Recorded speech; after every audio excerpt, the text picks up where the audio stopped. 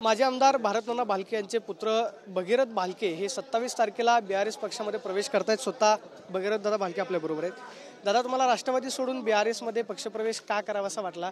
राज्यामध्ये आता बीआरएसने जोरदार इन्कमिंग सुरू केलं, अनेक नेते पक्षप्रवेश करतायत।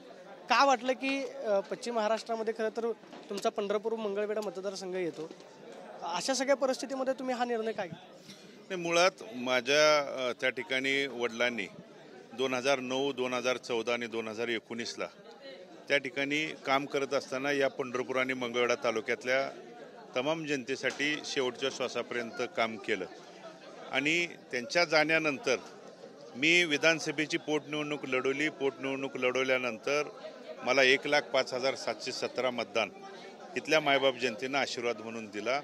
माझा 3600 मतांनी त्या ठिकाणी पराभव झाला आणि पराभव झाल्यानंतर ज्यावेळी माझ्या कुटुंबाचे त्या ठिकाणी क्षेत्र हरपल्यानंतर सरकार किंवा पक्ष म्हणून त्या वरिष्ठांनी नेते मंडळींनी कुटुंबावरती असेल किंवा आमच्या या मतदारसंघावरती ज्या पद्धतीनं मायेची सावली धरायला पाहिजे होती ती कधीच आम्हाला त्या ठिकाणी दुय्यम वागणूक नेहमी त्या दरम्यान देत आली आणि म्हणून या सगळ्या गोष्टीचं सहन करत आम्ही कधीच त्या गोष्टीबाबत कधी उहापोह केला नाही।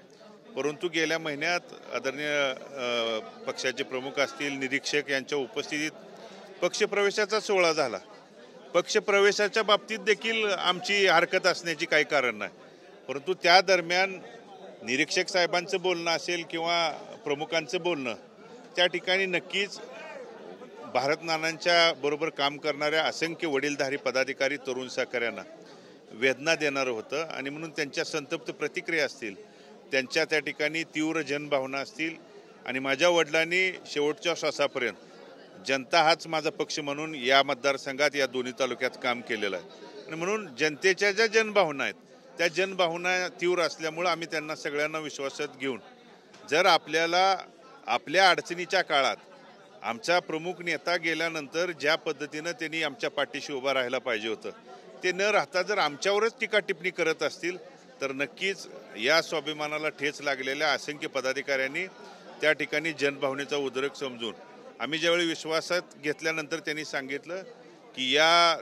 राज्यात शेतकऱ्यांच्यासाठी, सर्वसामान्यांच्यासाठी, बहुजन समाजासाठी जो त्या ठिकाणी पक्ष काम करतोय, मग बीआरएस पार्टी, भारत राष्ट्र समितीचे प्रमुख, तेलंगणाचे मुख्यमंत्री आदरणीय केसीआर साहेब ज्या पद्धतीनं महाराष्ट्रात काम करतायत आणि त्यांनी सुद्धा या अडचणीच्या काळात आमच्या पाठीशी वेळोवेळी संपर्क राहून राष्ट्रवादीच्या काही नेत्यांशी संपर्क झाला होता का? याआधी तुम्ही तुमची जी अडचण होती ते पक्ष अध्यक्ष असतील, शरद पवार असतील किंवा अजितदादा यांच्यापर्यंत पोहोचवली होती का? किंवा जयंत पाटलांना तुम्ही तुमची अडचण समजून सांगितली होती का की ही अडचण मला माझ्या मतदारसंघामध्ये येते आणि माझं नाविलाज होतं? नाही, मी मतदारसंघात जरी माझा विधानसभेला पोटनिवडणुकीला पराभव झाल्यानंतर माझ्याकडे असणारा विठ्ठल सहकारी साखर कारखान्याचा मी नानांच्या नंतर चेअरमन झालो होतो आणि त्या सहकारी साखर कारखान्याला मदत करा म्हणून मी वेळोवेळी त्या ठिकाणी सर्व महाविकास आघाडीच्या नेतेमंडळींना, सर्व पक्षातल्या नेतेमंडळींना त्या ठिकाणी भेटून मी मदत मागितली होती।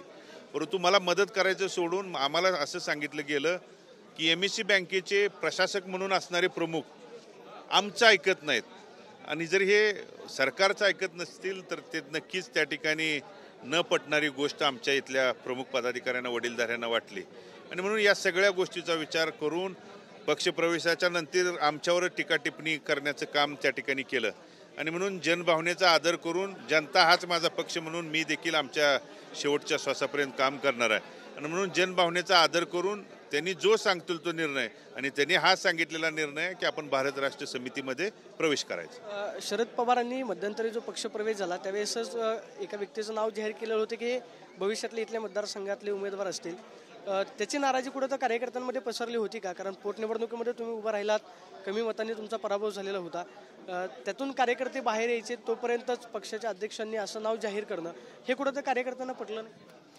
ते नाराजी किंवा तसं नाव जाहीर करणं हे नक्कीच न पटणारी गोष्ट आहे आणि आजपर्यंत महाराष्ट्राच्या राजकारणात भला कोणताही पक्ष असू द्या, मग प्रवेश देत असताना अगदी माजी मंत्री असू द्या, माजी खासदार असू द्या, आमदार असू द्या किंवा कोणी विद्यमान आमदार असू द्या, पक्षप्रवेशानंतर पक्षाचा प्रमुख किंवा तिथला वडीलधारी नेता हा सांगत असतो की अगोदर पक्षाचं काम करा आणि पक्षाचं काम केल्यानंतर उमेदवारीच्या बाबतीत त्या ठिकाणी विचार करू हा प्रत्येक पक्षाचा प्रोटोकॉल त्यापर्यंत आजपर्यंत महाराष्ट्राच्या राजकारणात दिसत आला, परंतु नक्कीच तिथं वेगळ्या पद्धतीचं चित्र बघायला मिळलं. आणि म्हणून प्रवेश केल्या केल्या जर त्या ठिकाणी उमेदवारीचे संकेत देत असतील तर नक्कीच आमच्यासाठी आणि काम करणाऱ्या असंख्य पदाधिकाऱ्यासाठी हे वेदनादायी आहे. आणि म्हणून त्यांची जी भावना होती, जनभावना, त्या जनभावनेचा आदर करूनच मी या ठिकाणी हा निर्णय घेतोय. अजित पवारांच्या नावावरती आता बरीच चर्चा होते की ते भविष्यातले मुख्यमंत्री असतील. कार्यकर्त्यांची सुद्धा भावना आहे, राष्ट्रवादी त्या पद्धतीनं काम करते. अजितदादांची तुमचा काय असा संपर्क झाला का, किंवा दादांशी थेट संपर्क करून तुम्ही तुमची अडचण दादांपर्यंत पोहोचवली का? कारण निवडणुकीच्या काळामध्ये अजितदादांनी बराच प्रचार केलेला होता, सभा घेतलेल्या होत्या, स्वतः ते मतदारसंघामध्ये फिरलेले होते.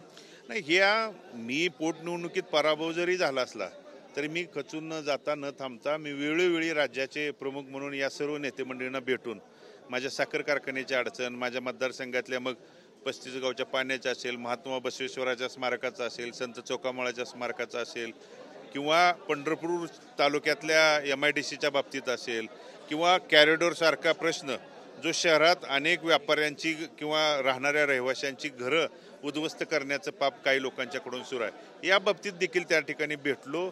परंतु त्या बाबतीत कोणतेही भेटल्यानंतर ज्या पद्धतीनं आमच्यावरती विश्वास दाखवायला पाहिजे होता तो दिसून येत नव्हता.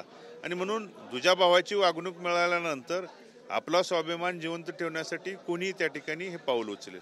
भविष्यामध्ये BRS कडून तुमच्यावरती काय राज्यामध्ये जबाबदारी दिली जाणार आहे का, किंवा तुमचं तसं काय बोलणं त्यांच्याशी झालंय का?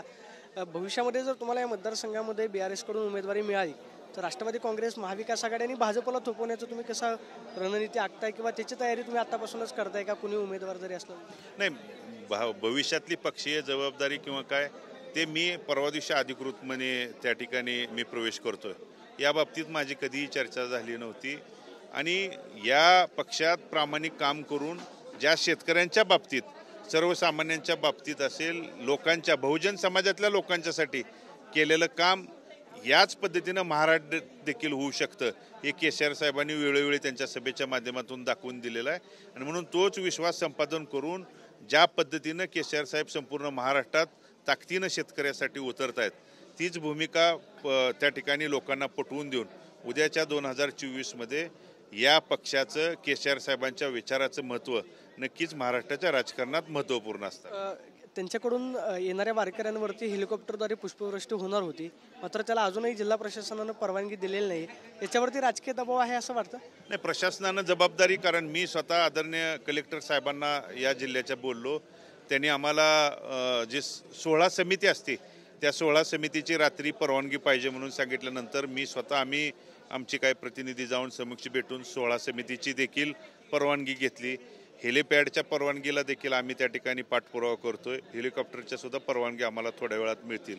पण आमचा प्रामाणिक प्रयत्न असेल की त्यांच्या वतीनं ज्या या म्हणजे ब्रह्मांड नायक विठ्ठलाच्या चरणी नतमस्तक होण्यासाठी येणाऱ्या, महाराष्ट्राच्या कानाकोपऱ्यातून येणाऱ्या भाविकांच्या त्या ठिकाणी डोक्यावरती, आणि त्यांनीच बोलून दाखवलंय, त्यांचं वाक्य आहे की भले इथल्या प्रशासनानं, इथल्या लोकांनी वारकऱ्यावरती काठी त्या ठिकाणी चालवण्याचा प्रकार केला तर मी फुलं टाकून त्यांच्यावरती त्या ठिकाणी स्वागत करेन. हा जो त्यांनी विचार व्यक्त केलाय, याच विचारातून त्यांची कामाची त्या ठिकाणी परवानगी भेटेल. नक्की त्यासाठी आम्ही आटोनाट प्रयत्न करून परवानगी भेटून पुष्पवृष्टी आम्ही नक्कीच त्या ठिकाणी करू. समाधानी आहात BRS पक्षामध्ये तुम्ही? नक्की समाधानी असणं म्हणण्यापेक्षा सुद्धा मी माझ्या लोकात आहे, माझ्या या 2 तालुक्याच्या सगळ्या सर्वसामान्य कुटुंबाच्या सुखदुःखात आहे. आणि म्हणून यांचा जो निर्णय आहे तोच माझा असणार आहे. त्यामुळे मी नक्कीच काल होतो, आज आहे आणि भविष्यात देखील समाधानीच असतो. पक्षप्रवेशाचा कार्यक्रम तुमच्या गावामध्ये होणार आहे सरकुली? हो, सरकुलीला परवा दिवशी सकाळी 10 वाजता पक्ष प्रवेशाचा त्या ठिकाणी संपूर्ण या दोन्ही तालुक्यातले प्रमुख पदाधिकारी, वडीलधाऱ्यांच्या उपस्थितीत स्वतः मुख्यमंत्री असतो, स्वतः मुख्यमंत्री, त्यांचं मंत्रिमंडळ, सगळे आमदार, खासदार तेलंगणाचे, आणि इतिहासातली पहिलीच अशी त्या ठिकाणी गोष्ट आहे. महाराष्ट्रातले मुख्यमंत्री देखील कधी मंत्रिमंडळासहित, आमदारासहित आले नव्हते. परंतु आम्ही विनंती दर्शनासाठी या ब्रह्मांड नायकाच्या, महाराष्ट्रात तुम्ही शेतकऱ्यांसाठी काम करताय म्हणल्यानंतर या ब्रह्मांड नायक विठ्ठलाच्या चरणी नतमस्तक होण्यासाठी ही विनंती केल्यानंतर संपूर्ण राज्याचं मंत्रिमंडळ, सगळे आमदार, त्यांच्या पक्षाचे खासदार घेऊन त्या ठिकाणी येत आहेत आणि त्यांच्या उपस्थितीतच हा पक्षप्रवेशाचा सोहळा होणार आहे. की मूळ गावी म्हणजे सरकोलीमध्ये मुख्यमंत्र्यांच्या उपस्थितीमध्ये पक्षप्रवेश करतोय अशी प्रतिक्रिया भगीरथ भालकेंनी दिल्याचं आपल्याला पाहायला मिळतं. कॅमेरा पर्सन चरण मार्गमसोनी, प्रदीप कापसे, TV9 मराठी, पंढरपूर.